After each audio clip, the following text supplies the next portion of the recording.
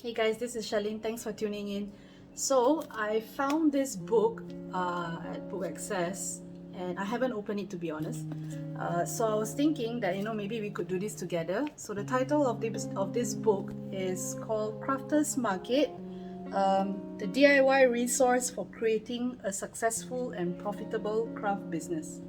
I think it's worth checking out, and as it says here, turn your crafting into a career.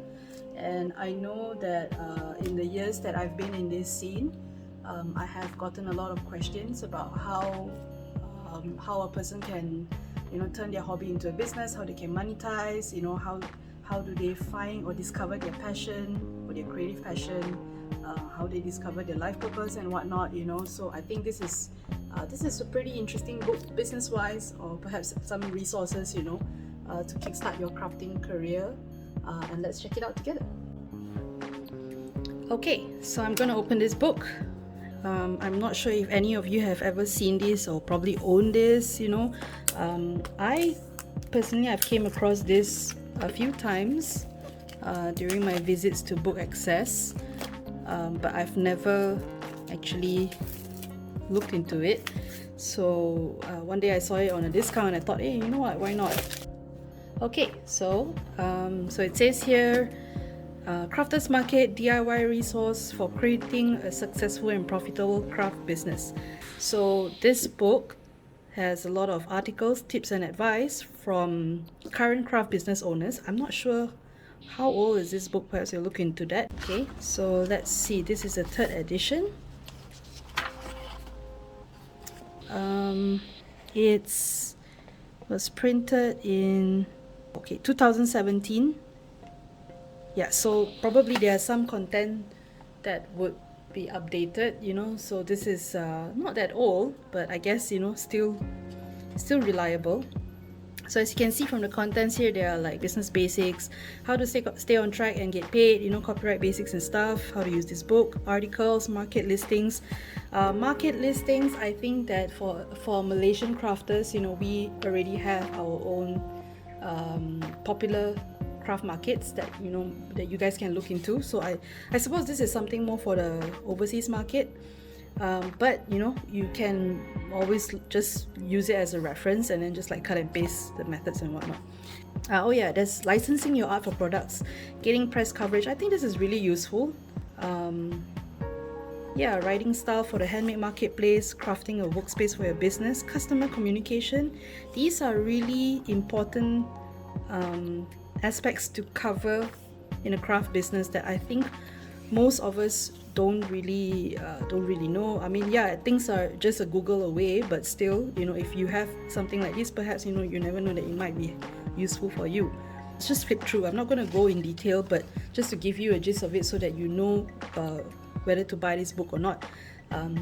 Just a note, I have no affiliation whatsoever with Book Access. I just really happen to really like books, so this is just my recommendation. Alright, okay, so let's start with something very important, a very, very important question, which is how to stay on track and get paid. So this is really good because it actually tells you your daily record keeping system, what you'll need.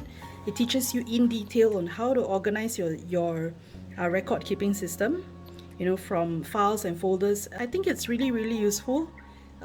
Being organized in terms of business is it's really important, especially like if you can come up with a system for yourself. Getting paid, yes, this is a very important topic, because this is something that a lot of us crafters or creatives have to deal with most of the time. Getting paid on time, not getting paid for what you're worth, people asking for free stuff all the time. I'm sure you guys share the same dilemma. We all have that same problem as well. So this is a really good tip over here, that you can look into. Tax deductions. To be honest, I'm not sure about this. I've got to read it myself as well. So yeah, let me look into this. Saving money on craft supplies, postage, sales tax department. So this book was published overseas. So for Malaysian market, you may have to do a little bit of research, but other than that, I think this is pretty useful. See, like copyright basics, the artist bundle of rights. These are the things that you should look into, you know, whether or not it is useful, but at least it's good to know.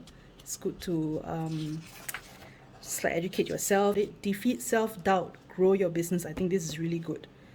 So I always tell the people that whenever I do consultation, you know, that when people come to me or artists and crafters come to me for creative clarity, I will tell them things like it's not just about the business aspect, but the creativity part and the self-development part that you really need to check in with yourself all the time, you know, but because you need all of this align. Your mindset is really important when it comes to these things, you know, for you to stay sane and stay motivated, you know, for you to continue in your passion. So defeat self-doubt is really important. I am in a work in progress as well when it comes to this, you know. I'm no master at it, but I like to think that, you know, we are all exploring in this journey together. So, you know, let's keep each other motivated. Okay, this is a really good topic as well. Building a cohesive brand. Right, so this is, I would say this is something to touch on branding and business, you know, like what's the difference about these two businesses. Probably some case study over here as well. Right, okay, so 10 tips and tricks for photographing your craft. This is another important one as well, because I always stress about this to creatives, you know, that it's so important for you to take your pictures correctly, which I think a lot of you are doing a pretty good job at it. Yeah, but I think they have broken it down in layman terms over here in this book, and it's really easy to follow, not so difficult at all. Customer communication. When your spouse joins your business, it's good as well because it encourages you to create balance or find balance. What else? So these are some of the listings. Well, looks like there's a lot of listings and archives. Okay, the last good topic would be on shows and fairs, right? And before that, it's about the value of in-person events, the importance of in-person events. I think this is quite an interesting topic to read about as well. It's about networking, getting focused. Networking is the number one rule in how I conduct my passion projects. Okay, so the rest are all listings, right to the end. So, okay, that's pretty much it. So the first part of the book is all about the advice, tips, guides, and then the rest are just listings. So what do you think, guys? Comment below. Let me know if this book is worth getting. If you are going to get this book, you can probably look it up on online for an ebook, or perhaps you can, if you are like me, you like books, you know, books in your hands and you like flipping through the pages, then head to Book Access or any other bookstores to look for this book. Comment below and let me know if this book is worth getting and what you think about it. Alright, thanks for watching, guys.